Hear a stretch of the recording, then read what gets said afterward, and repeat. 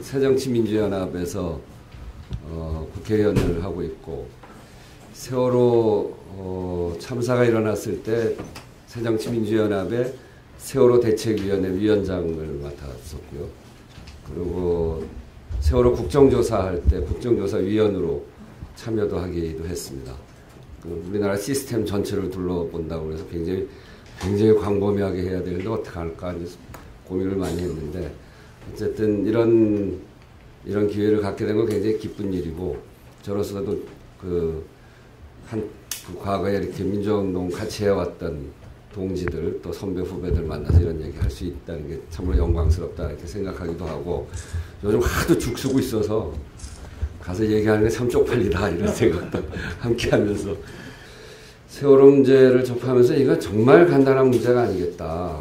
5.18이 당시에 시대적인 과제가 소위 정치적 민주주의, 소위 군사독재 정권, 그리고 군사독재 정권을 둘러싸고 있는 권력구조와의 싸움이 5.18이었다면, 그것을 진상규명하는데 그것이었다면, 이 세월호는 권력의 핵심과 연결되어 있기 때문에 5.18 문제와 결코 뒤처지는 문제가 아니다 이렇게 보여지고, 시대적 과제를 다 담고 있고, 박정희 정권이 갖고 있는 반민주적 성격에다 거기다 더 붙여서 최근에 소위 신자유주의까지를 포함하는 이런 경제적 민주주의의 문제까지를 포괄하고 있는 그런 문제이기 때문에 지금 우리 시대적 과제를 그대로 안고 있는 문제고, 앞으로 우리 사회를 규정하는 굉장히 중요한 문제이겠다 이런 생각을 쭉 하고 있었고요. 그래서 이게 우리 사회의 시스템상 어떤 문제를 갖고 있길래 이렇게 복잡한가 이런 얘기를 좀 하는 게 좋겠다 싶어서 저런 거 만들어가지고 왔습니다. 뭐 설명할 거 없이 저 세월호 참사는 결국은 이제 사람보다 돈이 먼저인 천박한 한국 사회를 그대로 보여주고 있는 참사다 이렇게 보여지고, 저희가 국정조사를 하면서 봤던 커다란 문제들은 저런데 국회, 검찰, 해수부 해피아, 감사원, 중대본, 청와대, 해양경찰 이렇게 커다랗게 좀 시스템으로 보면 저런 데 문제가 있었던 거 아닌가 이렇게 보여집니다. 첫 번째 문제는 이 해운법 시행규칙 개정인데요. 뭐 다들 언론을 통해서 봤습니다만 간단하게만 말씀드리면, MB정부의 2009년 1월달에 해운법을 20년에서 설령을 30년으로 완화하는데, 저게 국민권익위원회가 행정규칙 제도 개선 그 방안으로 저렇게 20년에서 30년으로 연장된다면 200억 이상의 경제적 효과가 있다. 권익위원회가 이렇게 발표를 합니다. 그것을 토대로 해서 한국해양연구원이 국토부가 발주한 해양연구원에서 저걸 연구하면서 용역보고서를 내는데, 그 보고서에 저 내용이 들어갑니다. 그러니까 이 선주들의 요청이 권익위로 가서, 권익위는 국토부에서 자료를 받아서 경제적으로 어떤 도움이 된다고 그러고, 거기서 권익위가 낸 보고서는 국토부가 용역 발주한 회사에 의해서 채택되어지고, 그러고 그게 발표가 되는 거죠. 그러니까 이게 선주들로부터 여기까지 이렇게 규제 완화라고 하는 게 이렇게 연결되어 있고, 그 보고서, 한국해양연구소 용역 보고서에 저런 내용이 있습니다.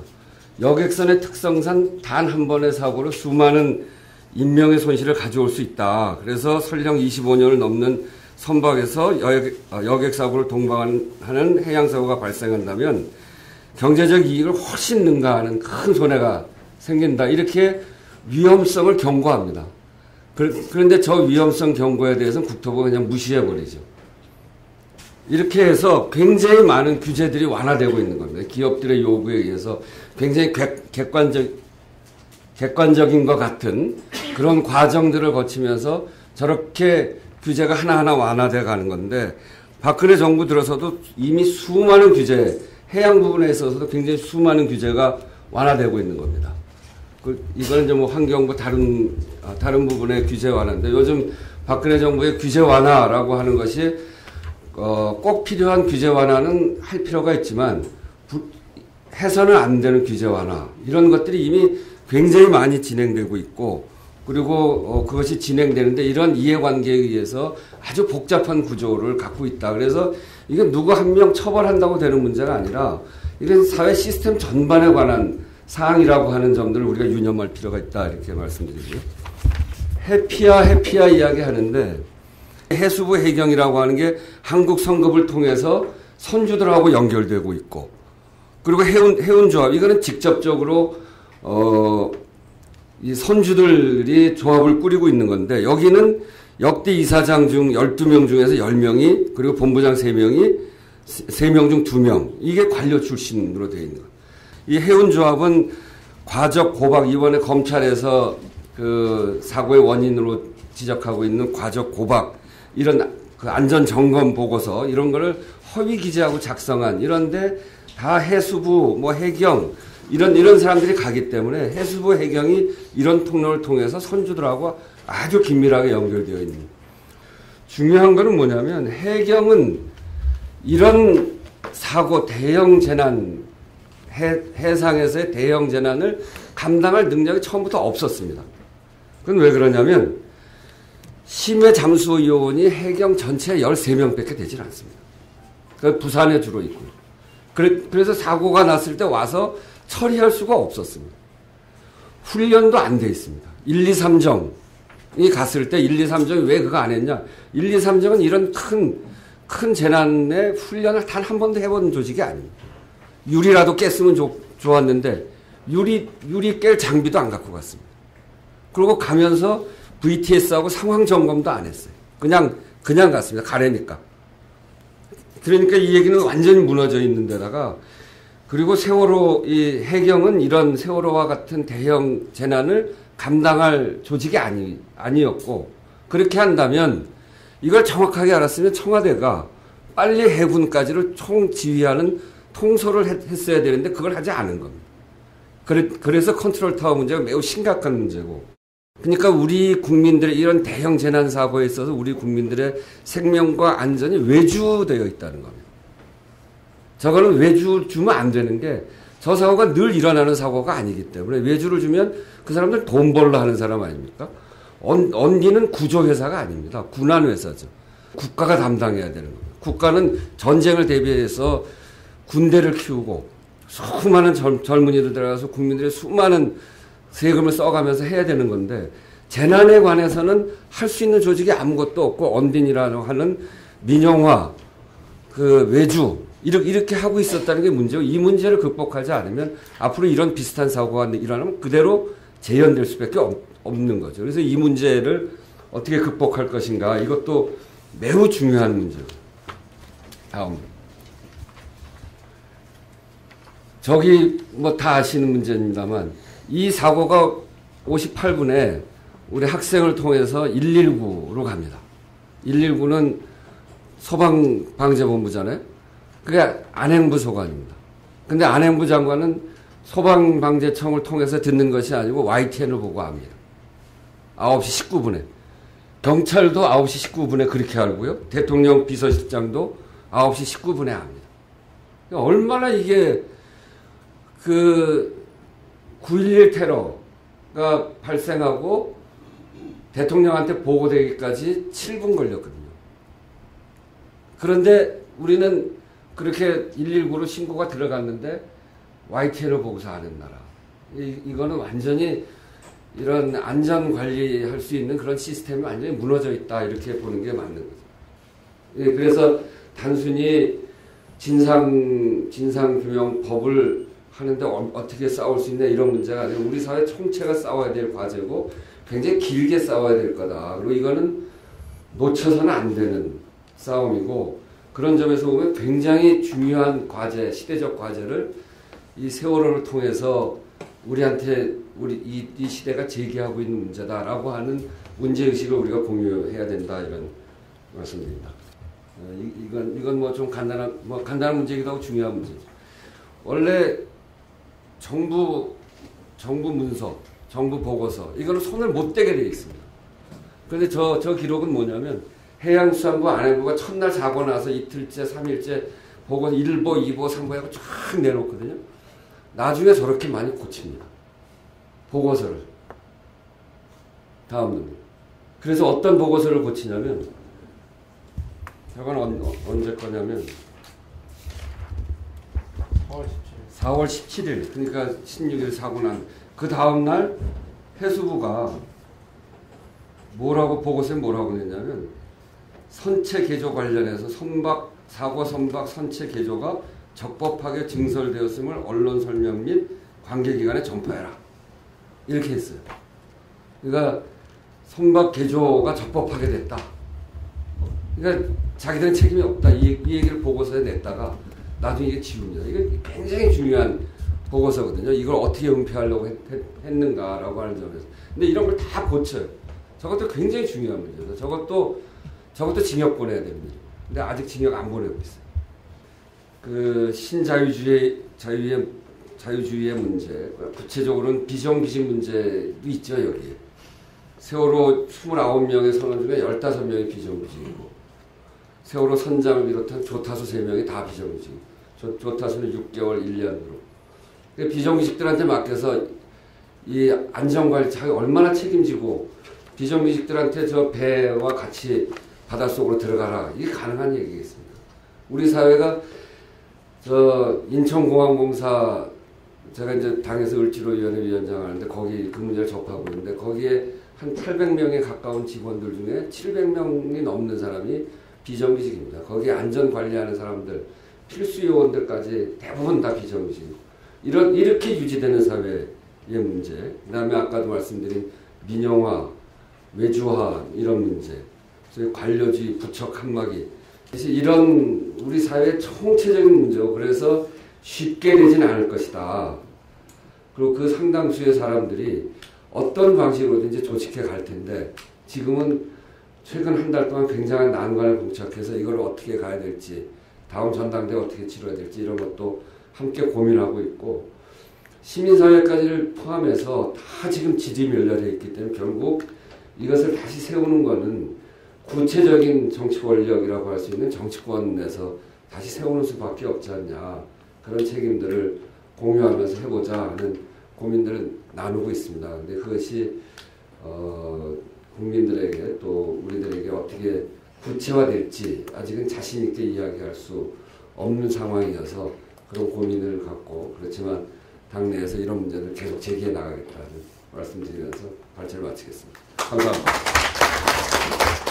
초기에 11시 1분인가 MBC에서 이제 전원 구조됐다라고 했을 때 우리 가슴을 쓸어내렸었고 그런데 또 잠시 후에 보니까 하나도 구조 못했던 이런 부분들이 있었던 거죠. 그래서 골든타임 다 놓치고 이렇게 됐던 건데 그 사고 현장에서 정부는 진짜 우왕좌왕해서 구조본부만 뭐 10개가 넘는 구조본부가 있었고 이 구조본부들이 전혀 이게 체계화되어 있거나 이러지도 않고 했던 것들이 좀 보였었고요. 그래서 난립했다고 하는 표현이 좀 맞을 것 같고요.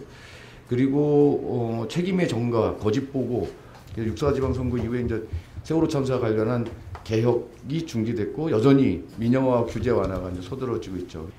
그 뒤에 이제 유병원 등 구원파에다가 책임을 전가했고 그 유병원 체포 쇼에 이제 국민들을 현혹하게 만들었습니다. 그래서 정치 공작적 성격이 매우 짙죠. 자기가 이제 삼권분립이니 어쩌니 그러면서 사실 삼권분립을 왜 위배되는 그런 발언까지 하면서 가이드라인을 지정해준 상황이 있습니다. 그래서 대통령의 눈물이 이제 정치쇼였던 게 이제 드러났었고요. 민생법안 처리만 이제 국회에 요구하고 있는 상태죠. 그래서 진상규명을 위한 노력은 일찍 거부하고 있고 차단하고 있다. 그래서 특별법이 보다 더 예리하게 자신을 겨냥하는 것을 차단하려고 애를 쓰고 있는 모습들이 이제 역력해 보입니다. 정치권은 초기에 이제 국민적 애도 분위기에 편성해서 진상규명 책임자 처벌 의지를 천명을 했지만 국정조사판이 열리게 되자 여당은 적극적인 방어로 돌아서게 되고 유가족에까지 이제 막말을 해야 되면서 공세로 이제 전환하게 됩니다. 그 이후에 이제 일베까지 이어진 유가족 모독과 조롱의 진원지 역할을 여당이 이제 해내고 있었고요. 그래서 여당은 국정조사 물타기에 이제 성공한 뒤에 특별법 제정력을 묵살하는 것을 일관하고 있습니다. 그럼 앞으로 어떻게 싸울 것이냐? 그럴 때 이제 먼저 싸움의 대상이 그럼 뭐냐? 이런 거죠. 정부의 시스템, 특히 이제 국정원을 개혁해야 된다라고 좀 보죠. 그래서 국가는 이제 무엇인가를 다시 이제 묻는 게 세월호다. 국가가 국민이 죽어가는 것을 구조도 못하는 그런 국가를 우리는 봤었던 거고, 그리고 실제로 이제 국가가 그런 안전도 책임지지 않는 모습으로 계속 치달아왔던, 그래서 이제 그런 시스템 자체가 다 망가져버린 이런 거. 특히 이제 국정원 같은 경우가 원래의 그런 임무를 떠나서 그 선거 여론 조작을 한다든지 이번에 같은 경우는 국정원이 계속 그 세월호 참사와 관련해서 계속 언급이 되거든요. 그리고 실소유주가 국정원일 가능성이 굉장히 높죠. 그래서 국정원의 개혁까지도 보면서 우리가 이 정부 시스템을 바꾸기 위한 제대로 세우기 위한 뭐 이런 싸움들을 좀 진행해 가야 될 것 같고요. 그다음에 민영화 규제 완화 이런 부분들이 지금 확대되면서 계속 위험이 계속 전가되는 이런 시스템으로 이제 왔었는데 이런 한국 자본주의 시스템 자체를 건드리고 가야 되지 않냐. 이대로 계속 이런 방향으로 진행돼 간다라고 하는 거는 또다시 이제 세월호 참사 같은 비극이 되풀이될 수밖에 없는 이런 거다라고 본다면 한국 자본주의에 대해서 한번 이번 기회에 점검을 하고 이런 부분들에서 안전한 사회를 만들기 위해서는 어떻게 돼야 되는가라는 것들도 한번 해나가야 될 것 같습니다. 그 다음에 이제 부정부패를 낳는 시스템도 우리가 개혁을 해야겠죠. 소수가 독점하는 경제와 정치 시스템 자체를 개조해 나가고 이런 것들이 다 우리가 싸워야 될 그런 대상들이다. 싸움의 방향은 뭐 간단하게 그냥 정리를 해봤는데요. 소수가 아닌 다수의 투쟁으로 좀 하자. 이게 이제 세월호 참사 국민대책회의가 좀 만들어질 때 제일 힘들었던 게 청와대를 가자라고 하는 거였죠. 청와대부터 가자고 했을 때 그거 좀 더 준비하고 가자라고 이렇게 이제 말릴 때 비난을 엄청 받았습니다. 그래서 만약에 그때 국민대책회의가 청와대로 가는 거를 결정하고 갔다고 한다면 굉장히 폭넓게 시민들이 참여하는 그런 투쟁으로 발전하지 못했다라고 생각이 듭니다. 그리고 뺄셈이 아닌 덧셈의 투쟁으로 가자. 지금까지 그 국민대책회의 같은 경우는 사실 이런 사안별 공대의 싸움을 평가해 보자면 굉장히 무책임한 기구들이었죠. 세월호 참사 국민대책회의도 그렇게 돼야 될 거냐? 그러지는 않은 것 같습니다. 그렇게 하지 말고 지속적인 어떤 싸움으로 갈 수 있는 이런 동력들을 좀 만들어 가야 되겠다라고 생각이 듭니다. 그리고 일부의 어떤 특수한 싸움, 그러니까 유가족들의 싸움이 아닌 보편의 투쟁으로 가야 된다. 그래서 진영을 넘어서 보편의 가치로 인식하도록 해야 되지 않을까 생각합니다. 제 얘기 여기서 마치도록 하겠습니다. 네, 안녕하십니까. 디펜스 21이라는 안보 잡지를 운영하고 있습니다. 거기서 편집장을 맡고 있는 김종대라고 합니다.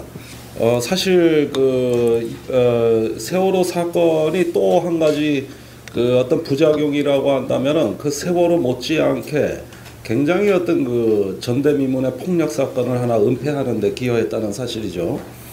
28사단에서 이제 윤승주 일병이 사망한 게 4월 7일입니다. 그런데 최근에 그때 당시에 왜 냉동만두를 먹다가 기도 폐쇄가 돼서 그냥 질식사로 사망했다는 이런 엉터리 발표를 그것도 제때 하지도 않고 이렇게 그 사건이 미흡하게 처리된 이유가 뭐냐 하면은 계속 국방부나 예비역 장성들이 TV에 나와서 변명할 때마다 바로 이 세월호를 꼽고 있어요.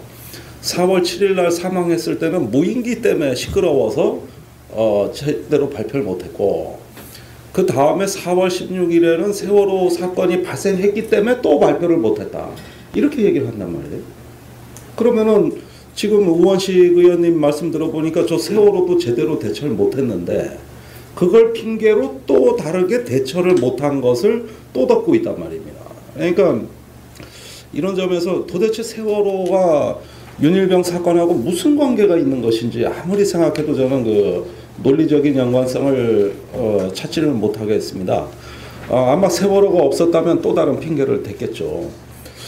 그렇지만은 지금 군대와 이 사회에서 일어나고 있는 일련의 사태들은 어떻게 보면 개개인 사건으로는 우발적으로 보일 수도 있겠습니다만은 우리 사회의 어떤 발전 단계를 표상하는 하나의 어떤 징후들이라고 저는 인식합니다. 윤일병 사건도 지금 쟁점은 군인권법을 제정하느냐 마느냐, 세월호 특별법이 제정되듯이 윤일병 특별법이 만들어지느냐 안 만들어지느냐 이 논점도 유사할 뿐만이 아니라 그 처리 방식도 대단히 유사합니다. 다만 이 사건이 시간적으로 분리되어 있어서 별개의 사건인 것 같습니다만은 내면적으로 보면 상당한 공통점이 많죠. 제가 엊그제 상군사령부 보통군사법정에 가서 이번에 윤일병 공판을 1시간여 정도 재판을 방청하고 나가지고 사실 저 나름대로는 굉장히 충격적인 어떤 하나의 그 일면을 봤다고 생각을 합니다. 그 가해자인 이병장은 제가 보기에 거의 완벽한 독재자의 풍모를 갖추고 있었어요. 심지어 그 재판장에서도 시선 한번 흔들리지 않고 고개 한번 떨구지도 않고 아주 최고도 당당하고, 나머지 5명의 피고인들은 전부 쥐구멍이라도 찾을 듯한데 유독 그 한 사람만 어떤 여전히 카리스마를 발휘하면서 구속이 돼 있는 이 순간에도 그 내무반 병영의 질서는 아직도 관찰이 되고 있더라는 얘기입니다. 특히 5명이 전부 일관된 진술이 이병장의 지시로 때렸다. 죽은 윤일병을 말이죠. 이렇게 전부 다 일관되게 진술하고 있을 뿐만 아니라 그 이병장은 평소에 자기 돈까지도 써가면서 병사들을 또 상을 줬습니다. 말하자면 성매매도까지도 시켜준 거예요. 그러니까 완벽한 독재자의 어떤 여건을 갖추고 있었던 게 구타만 한 것이 아니라 질서를 유지하고, 그러면서 구성원들의 임무를 구체적으로 보여야 할 뿐만 아니라 적절할 때는 사기도 올려줄 수 있는 이런 어떤 그 금력까지 보유해서 완벽한 통치 체제가 이루어지고 있었고, 이러한 어떤 장악력이나 카리스마는 극기하는 자기 상관인 하사까지도 장악을 합니다. 그런데 놀랍게도 이것은 그렇게 특별한 사건이 아니고 우리가 아는 20대 세대 전반에 관철되고 있는 새로운 질서의 유형이라는 점을 주목을 해야 된다는 겁니다. 과거에는 개인이 집단을 처벌한 것이 우리가 여러분들이 알고 계시는 병영입니다. 그 시절엔 다 그랬을 거고, 그럼으로써 어떤 그 질서가 유지됐다고 한다면은 지금은 그렇지 않습니다. 집단이 개인을 처벌합니다. 가장 약한 개인 한 명한테 가하는 처벌이거든요. 그런 것이 과거와는 정반대로 울리는 이 한국 징병제 내에서 진화된 다른 악마, 우리가 모르는 악마가 존재한다는 것이고, 이게 가장 일반적입니다. 그런데 상병이나 병장쯤 되면은 두들겨 팰 수는 없지 않습니까? 그럴 때는 그냥 무시해버립니다. 투명인간 취급을 하는 거죠. 그러면은 그 개인이 집단에 다시 보복을 합니다. 그게 바로 22사단에서 일어난 임병장이 총기 난사 사건입니다. 따돌림을 받는 개인이 그 집단에 복수를 하는 거죠. 그러니까 복수를 해서 죽으면은 윤일병이 되는 것이고, 그 다음에 거기에 대해서 집단에 복수를 하면 임병장이 됩니다. 그러니까 결국은 같은 원리라는 것을 알 수가 있겠고, 이 여러 가지 이것이 벌어지는 어떤 핵심의 메커니즘은 집단이 그 집단의 규율을 위반하는 한 사람을 지목해서 처벌한다. 바로 어떤 그 작은 하나의 전체주의 사회가 여기서 이제 발생하고 작동을 하기 시작을 하는 거죠. 그런데 더 황당한 건 피해자들의 의식 구조입니다.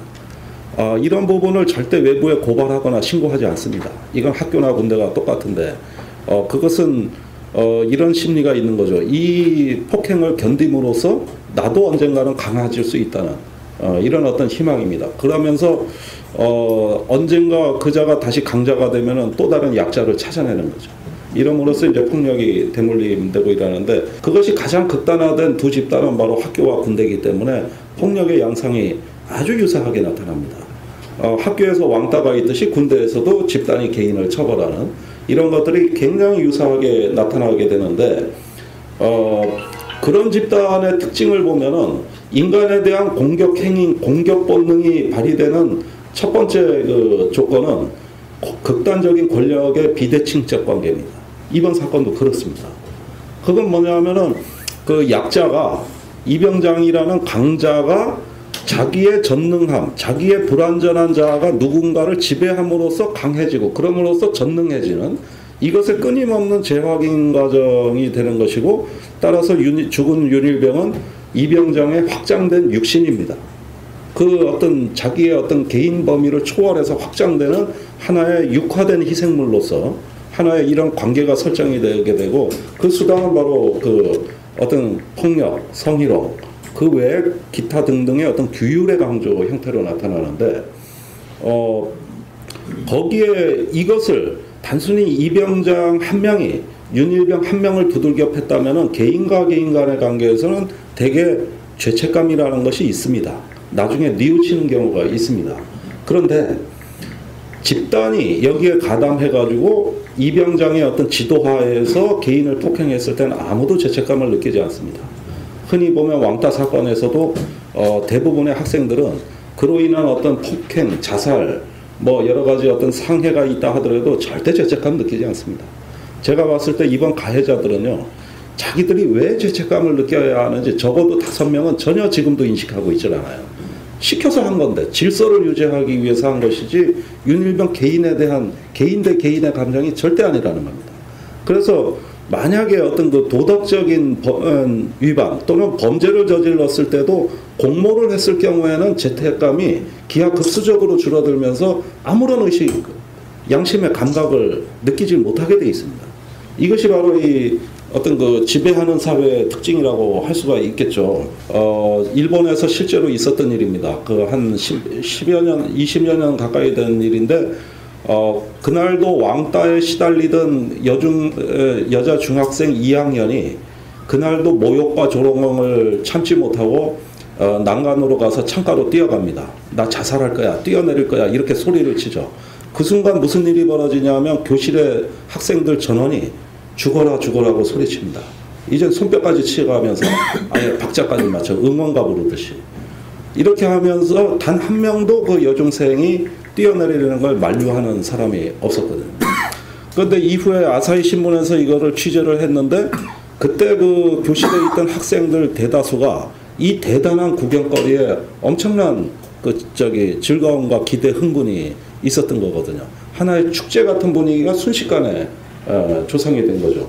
이렇게 집단과 개인 간의 관계는 양심과 도덕의 문제를 논하기가 어렵습니다. 사실은. 그때 어떤 무감각이 발생하는 거죠. 그 유민희 아빠 김영호 씨가 단식을 하면서 광화문에서 농성을 하실 때 연극 배우 한 사람이 자기 SNS에다가 죽어라 그랬습니다.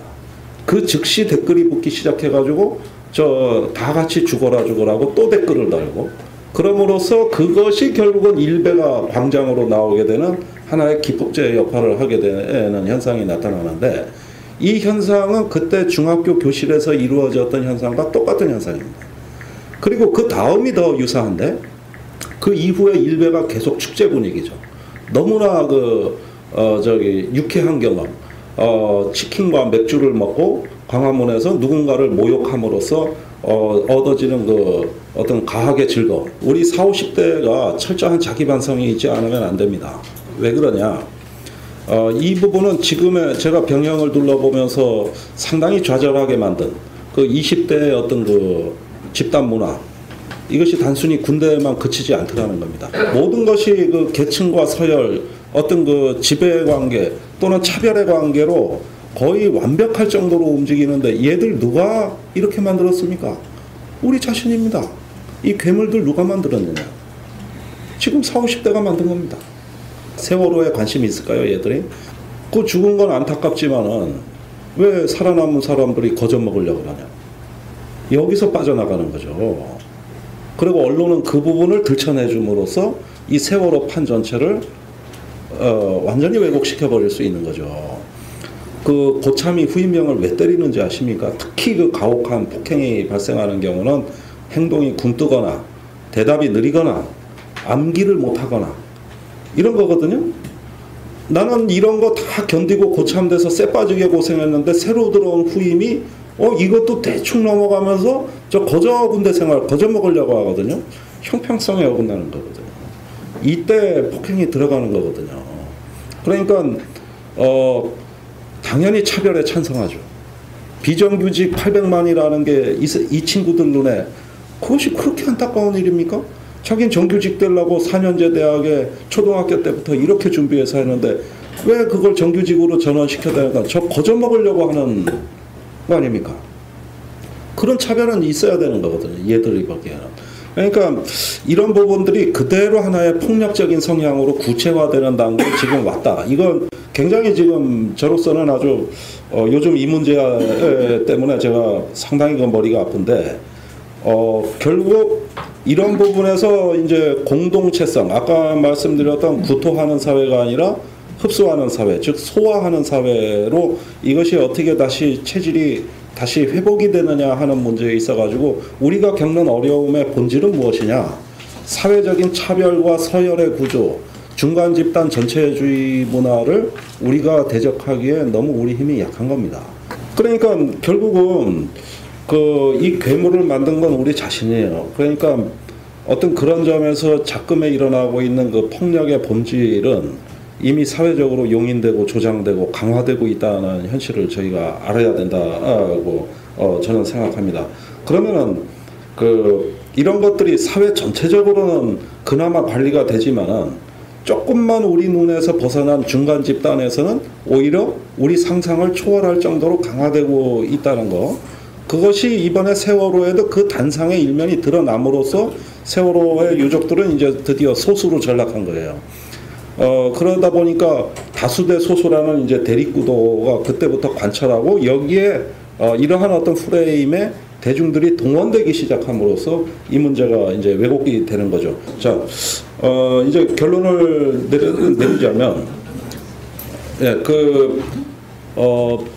저희가 어떤 하나의 싸움을 아까 박래군 저희 선배님께서 아주 좋은 말씀을 해주셨고 우리가 무엇을 향해서 이 투쟁의 불씨를 지펴야 되는가 하는 말씀도 하셨습니다만은 저는 그러한 어떤 전략과 전술이 배합된 투쟁의 국면으로서 세월호를 이해하는 측면도 있지만 결국은 이것은 우리가 사람의 의식과 문화를 바꾸고 언젠가는 이와 유사한 일이 또 벌어졌을 때까지도 예상해가면서 이것을 길고 포괄적으로 대처하는 우리 마음의 준비가 오히려 더 근본적이고 중요하다.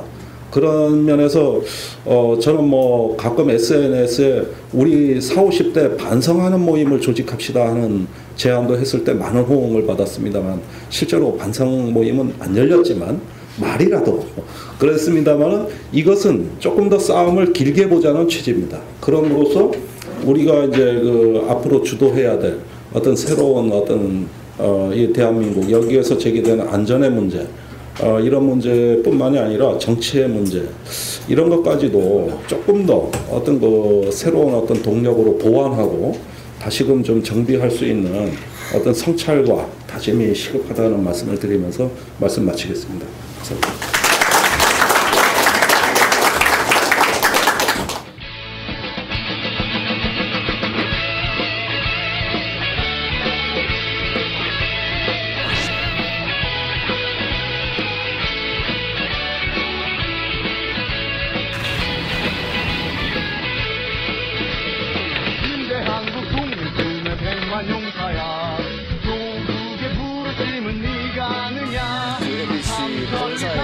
계셨을 때는 그 장비 때문에 이렇게 속썩이실 일이 없었겠죠.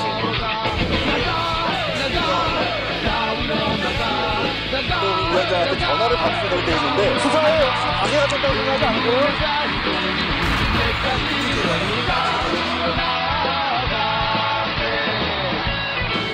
10년 전에 고발뉴스.com 이상호 기자의 고발뉴스라고 하는 홈페이지를 만들면서 그때 사실 어렸을 때 초년병 기자 생활을 할 때부터 너무 많은 사람을 구속시켰거든요. 그리고 너무 많은 사람을 다치는 걸 봤고 근데 내가 도대체 이 기자직을 왜 하는 건지 되게 회의가 됐더라고요.